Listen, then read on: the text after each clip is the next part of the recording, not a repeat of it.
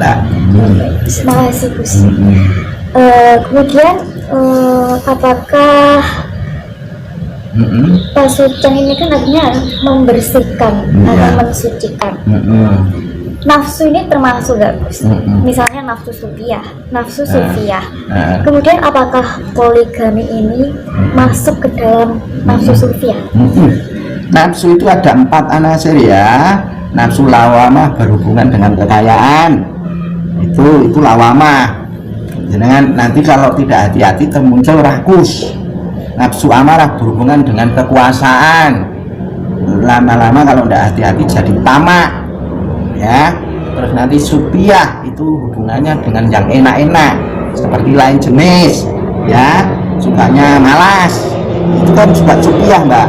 Jadi berhubungan yang enak-enak, lain jenis kan enak itu dengan obat-obatan, ya, ekstase, sabu-sabu itu, ya itu kan enak-enak, mabuk itu kan enak, itu berhubungan dengan supiah. Jadi yang namanya supiah ki sing enak-enak nang urip ngaten iki lho Mbak. Nah, terus nanti mutmainah itu hubungan negatifnya suka membunuh karakter orang, membunuh rezeki orang. Untuk apa? Untuk ketenangan dirinya sendiri. Berhubungan dengan pasucan pribadi itu tadi memang hubungannya dengan nafsu. Makanya sempurnakanlah nafsumu. Nafsu lawamah yang sudah disempurnakan, jenengan menjadi ahli sedekah. Nah, nafsu amarah yang disempurnakan, jenengan rendah hati, lembah manah, jenengan semangat dalam mendekatkan diri kepada Allah. Terus namanya supiah yang berhubungan dengan nikmat-nikmat tadi, ya termasuk itu tadi poligami itu juga supiah. Nah, supiahnya poligami itu kalau disempurnakan menjadi arif bijaksana, ya kudu adil lan bijaksana. Nah, kalau tidak disempurnakan ya supiah ki maunya enak-enak terus, habis itu ganti lagi. Nah itu jadi nafsu supiah yang disempurnakan itu namanya arif bijaksana. Dan selanjutnya yang namanya mutmainah itu ketenangan jiwa. Nafsu mutmainah itu masih nafsu. Nah, yang sempurna adalah ketenangan jiwa. Jadi pedoman panjenengan nafsu lawamah ahli sedekah, nafsu amarah rendah hati, semangat dalam beragama, supiah arif bijaksana, mutmainah tenang jiwa. Itu efek dari pasucan agung tadi disertai dengan sedulur papat nafsu kuwi kudu disempurnakan juga seperti yang sudah saya jelaskan tadi. Insya Allah nanti ya hidup jenengan selain bisa membersihkan duriat dari keturunan ke atas jenengan, ya nenek moyang simbah yang panjenengan medung jenengan akan tersucikan.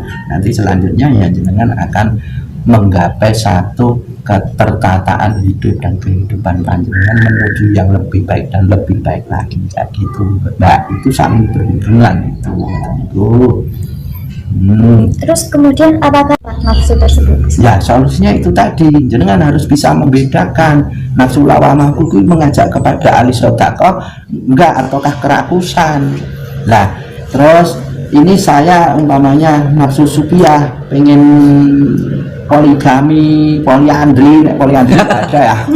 Itu apakah ini hanya bersita nafsu tok ataukah ini saya bisa bijaksana di dalamnya? Arif dan bijaksana itu muncul dari kebijaksanaan atau memang itu memang dorongan nafsu? Kan jenengan harus hati-hati itu. Makanya apapun yang diusulkan nafsu, apapun yang diusulkan oleh pikiran jenengan, selalu bertanyalah pada hatimu, hati yang sudah melakukan pasucan agung tadi.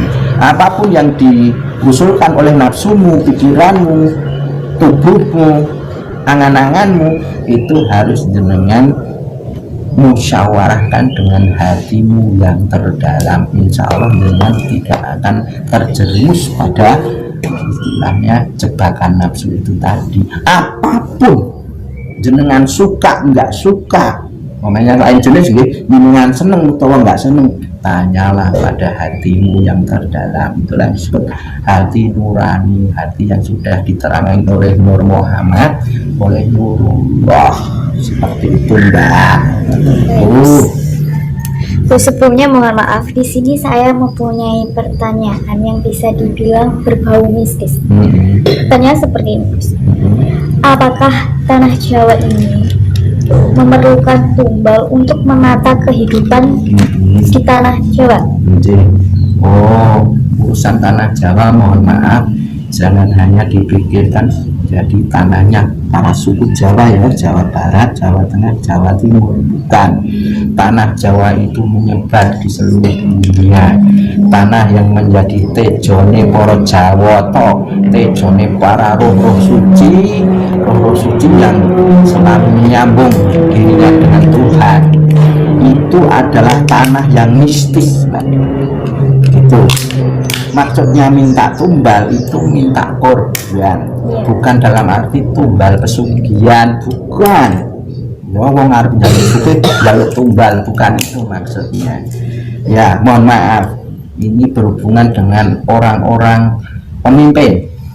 Ketika pemimpin tidak adil, pemimpin semena-mena, mereka akan menumbalkan nasib-nasib rakyatnya.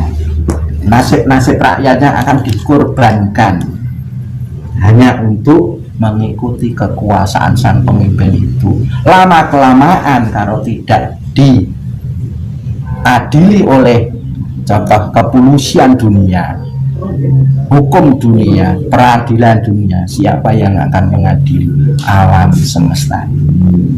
Nah itu karena kekuasaan dia sudah menumbalkan rakyat, maka dia harus jadi tumbal dalam kekuasaan itu.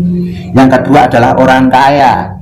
Ketika orang kaya itu dia semena-mena dengan orang lain, akhirnya mengorbankan kekayaan orang lain. Ketika polisi semesta ini sudah tidak mampu, pengadilan semesta dalam arti pengadilan negara-negara di semesta alam ini loh, negara Indonesia, Malaysia, Amerika, Eropa dan lain sebagainya, itu sudah tidak bisa mengadili karena pengadilan kan bisa dikong kali kong.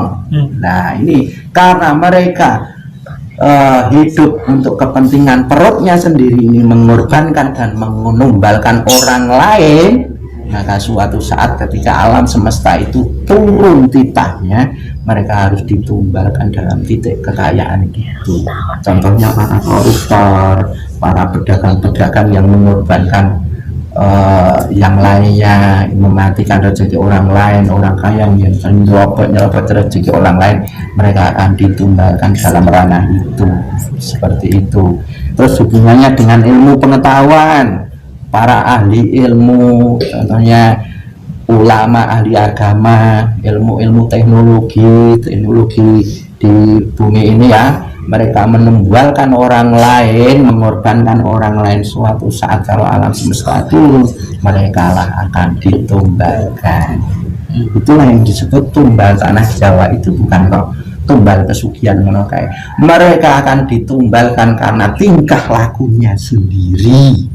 Nah seperti itulah nanti akhirnya alam semesta menata keadaan ini dengan kehendak alam semesta itu sendiri, dengan izin Tuhan, dengan izin Allah.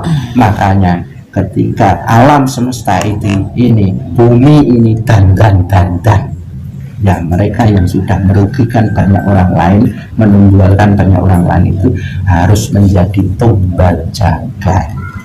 Nanti supaya muncul yang namanya pencerahan baru. Loh, kok alam semesta dan bumi yang harus berjalan? Karena pengadilan manusia sudah tidak mampu, Mbak. Karena mereka sudah begitu kuat, uangnya begitu banyak, ya, saudaranya sudah terlalu banyak untuk mengalahkan mereka. Dengan pengadilan manusia sudah tidak mampu, dan lama-lama yang kaya makin kaya, yang kuasa makin kuasa, ya, yang punya pengaruh masih semakin punya pengaruh. Nah orang yang miskin tambah miskin, yang dikuasai masih makin terjajah, yang tidak punya ilmu makin dibodohi, ditipu sana sini, mereka digelapkan hidupnya.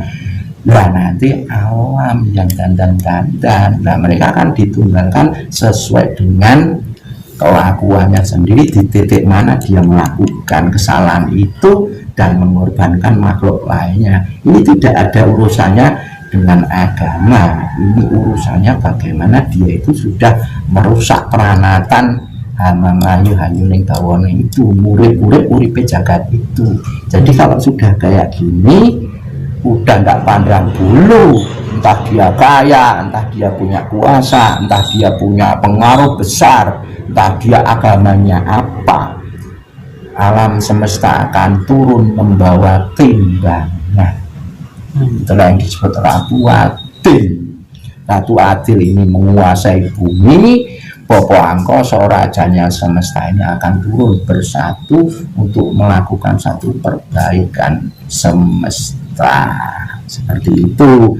Karena apa? Pengadilan manusia sudah tidak mampu untuk menyentuh mereka. Seperti itu. Khalifah itu manusia. Kalau manusia tidak mampu, alam semesta itulah yang berbicara. Itulah disebut tunggal jagat.